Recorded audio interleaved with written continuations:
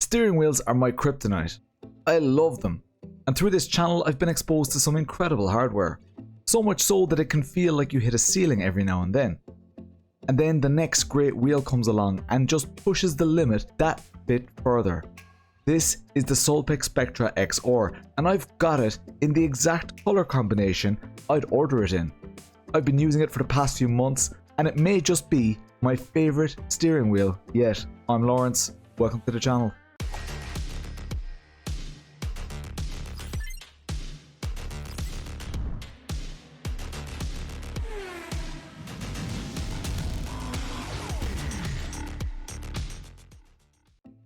Introduction. On the left you'll see all the sections in this video. I've put timestamped links to each section in the description below. While you're down there, please hit the thumbs up button to help YouTube suggest this video to others like you. 70% of the people who watch my videos are not subscribed. Please consider subscribing and hit the notification bell if you want to be notified about upcoming reviews. SOELPEC is a small company. You probably have never heard of them, and neither had I. I love steering wheels and I love seeing what new small businesses bring to the table. 9 out of 10 sim hardware manufacturers started creating hardware because they thought that they could do better than the competition. And that's exactly what SOELPEC have done. They've created a steering wheel that is not only beautiful but also incredibly functional. This is exactly the type of product I would consider as my statement piece for my rig. All the products in this review were sent to me free of charge for the purposes of this review, and nobody other than me has had a say in the content of this video. The links to this product and its competitors in the description are affiliate links, and if used will earn this channel some money at no extra cost to you. First impressions. This 302mm wheel is stunning. The vibrant colours, sleek edges, huge 5-inch screen and carbon fibre goodness jumps out at you the moment you take it out of the box. It has 17 buttons, 2 7-way hats, 3 large encoders with push down, 2 thumb encoders with 8 inputs, which I'll explain later, and all of the LEDs are fully customizable. It weighs 1,350 grams without a quick release, which is not bad for a wheel with a screen in it. The silicone grips are tidy and the shifters are really high quality carbon fibre. The only possible negative that I can see out of the box is that it requires a USB connection. Luckily I had the opportunity to spend some time with this wheel and the Asetek wheelbase offerings, which did allow for a more native experience via their integrated USB connection in the quick release. However, there were some limitations there and I hit some connectivity issues which had nothing to do with SOELPEC, but I recommend running the dedicated USB cable from the steering wheel to a dedicated USB hub which sits on its own USB controller. This thing is power and data hungry, which is understandable. Those USB issues are the reason that I didn't do a first impressions video of this device. I must also note that the USB cable was long enough for my needs, but SOELPEC have informed me that they now ship it with a longer cable. The stickers were pre-installed on mine, and I haven't even looked at changing them because they're so nicely applied. I don't want to mess them up because they look so good. Price. The SOELPEC Spectra XR is not cheap, but let's be honest, it's not supposed to be.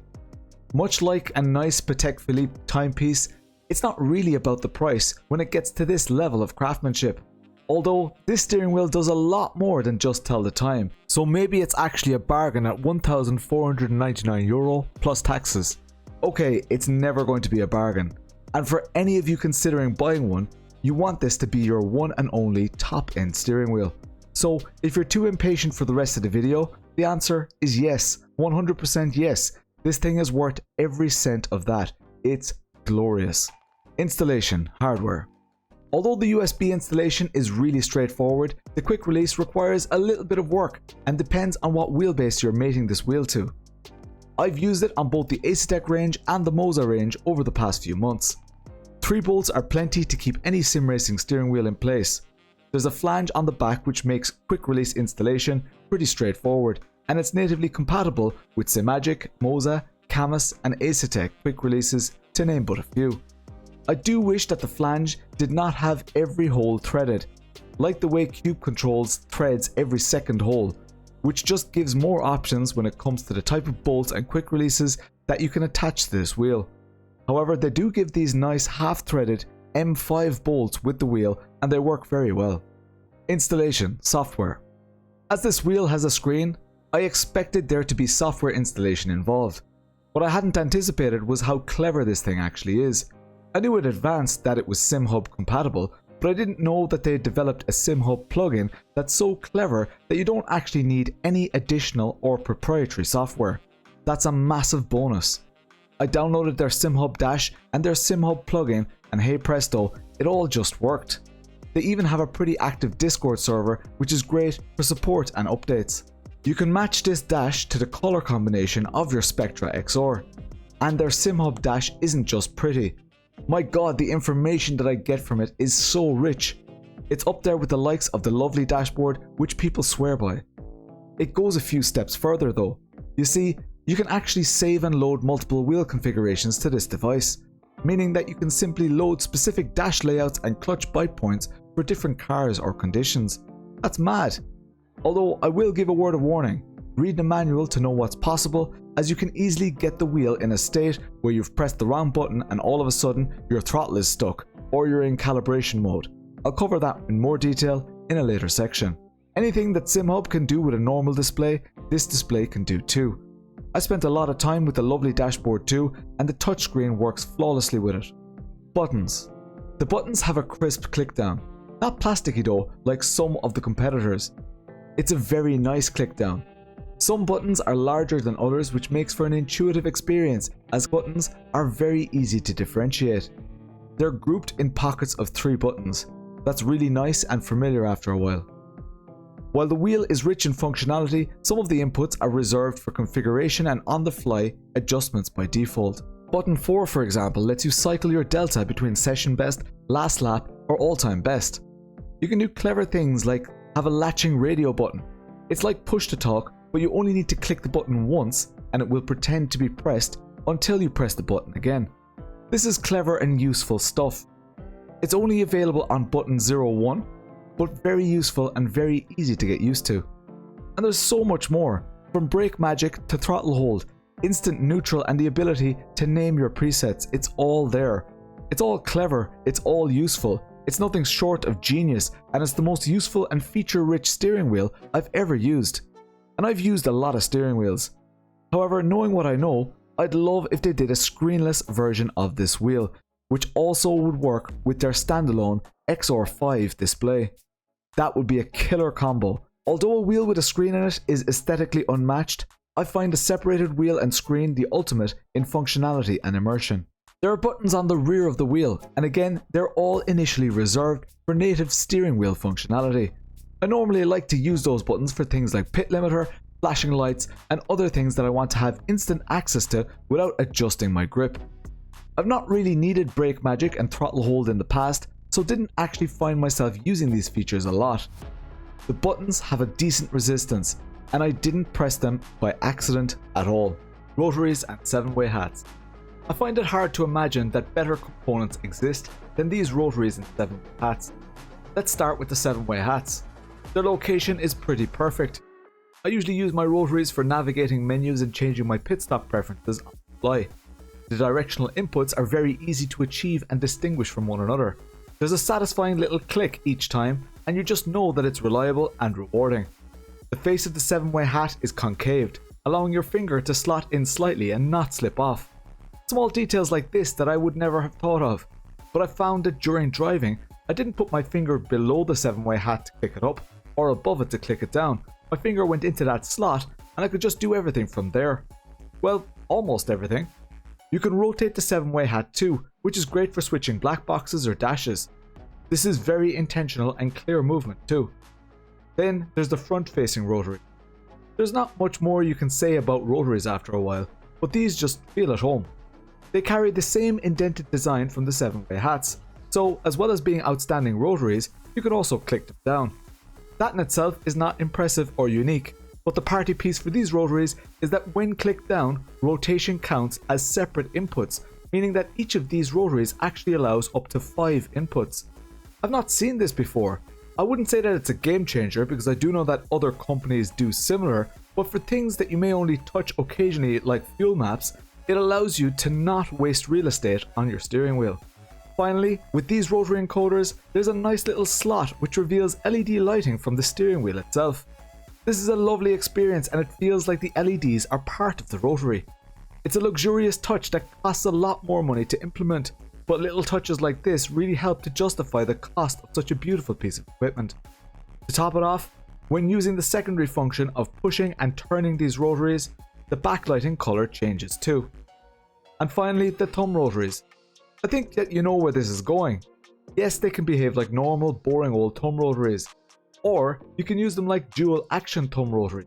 So one moment a thumb rotary could be for your brake bias, then you click it down, then all of a sudden you can adjust your in-game volume. Then click it down again and you're back to brake bias, or whatever you like. Honestly, this is just such clever stuff. I can imagine it being intimidating though, and most of you will never use the full range of functionality. But knowing that it is engineered to this level of detail is just so impressive, and again softens the blow of that price tag.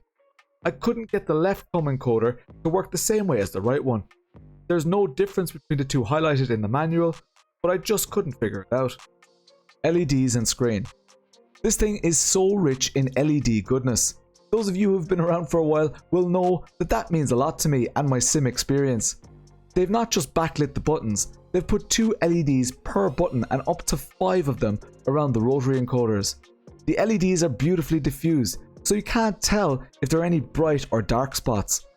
They're bright enough to be seen in daylight and dim enough not to be distracting at night. They're fully customizable, so if you want them to flash different colours for different cars, you can. Although you need some SimHub expertise for that, which I will not cover in this video. The telemetry LEDs can show fuel levels, on-track flags, car left and right indication, and much more. I took SOELPEC's default profile and honestly didn't change much at all. It's perfectly in sync with any sim I tried. There are so many beautiful strobing and running light patterns in the default profiles that enrich the whole experience. I've not seen a more beautiful LED implementation in a steering wheel. It's just so well thought out and so well executed. The screen is a 60 FPS 5-inch 800 by 480 resolution screen. It's bright, it's sharp, and it's fast. It's a touchscreen Vocore, which allows you to interact with it via touch. So with the SOELPEC or Lovely Dash SimHub dashes, you can switch between relatives, track map, pit info, and many others. I found myself using this quite a bit, although, as I mentioned before, for the ultimate GT experience, I would love to have been using their XR5 display as it sits much closer to my monitors. The fact is that this wheel is best suited to a Formula seating position, and most of us sit in a conventional GT configuration. There's so much functionality available though that it's an incredible experience to just turn off all of your normal monitor heads-up displays and just use the wheel and screen. It's amazingly immersive. Grips, shifters, and clutch paddle. The grips are nice, they have a great shape. They're a good balance between hard and soft for me. They're a good size and I've absolutely no complaints. They attract dirt quite a bit, but that's very normal for silicone materials. Despite being an open style wheel rim, there's no noticeable flex and the construction is rock solid. The shifters are nice and precise, with a little slot in them which helps with confident shifts even while wearing gloves. There's no adjustment on them, although I didn't actually miss the adjustment. Some people might want to bring them closer or move the paddles outwards like with some of the competitors. I found them to be in a perfect position for me. They're carbon fibre and they're just lovely. They're not too loud, they're not too quiet. The clutch paddles follow a similar design to the shifters. They're a little bit smaller and sit a little bit closer to the hub. They're also carbon fibre paddles with aluminium arms, just like the shifters. There's a good amount of resistance on them, and the on-the-fly adjustment and ability to store clutch bite points in profiles is just amazing. I've never seen that before, and I will miss it when I move on to review other steering wheels. Final thought. What a wheel! Every now and then, I use a wheel that just raises the bar and this is it. We've seen incredible steering wheels from manufacturers like Moza and Simagic over the past few years, which brought the mid-range level of steering wheels much closer to the high end. I'm sorry to have to inform them that the high-end criteria has been redefined. SOELPEC has taken all the things I love about Formula style steering wheels, combined them, and gone out of their way to see how they can make it even better, without impacting my experience negatively if I don't like the new features. What I mean by that is that I can turn off brake magic or throttle hold or dual function thumb rotaries if I want to. They've empowered me to have incredible functionality at my fingertips without forcing me to do things in a different way. Okay, it does take some time to disable these features if you don't want them, but their manual is clear and concise. In fact, it's one of the nicest sim racing manuals I've ever seen. This thing is light and very thin for what it is. It looks amazing when lit up and also when powered off. I'm in love with this Arctic blue and pink combo and matching dash. The work that has gone into this is mind-blowing. It is power hungry though, so it needs to be hooked up to a powered USB hub or directly into your PC. Take some time to read the manual, it's worth it. I think that the SOELPEC dash is even better than Lovely Dash, especially when combined with the tricks that this wheel can do. Did this wheel make me faster? No. Did it make me feel good every time I crossed the line, enabled my pit limiter, or moved a rotary encoder?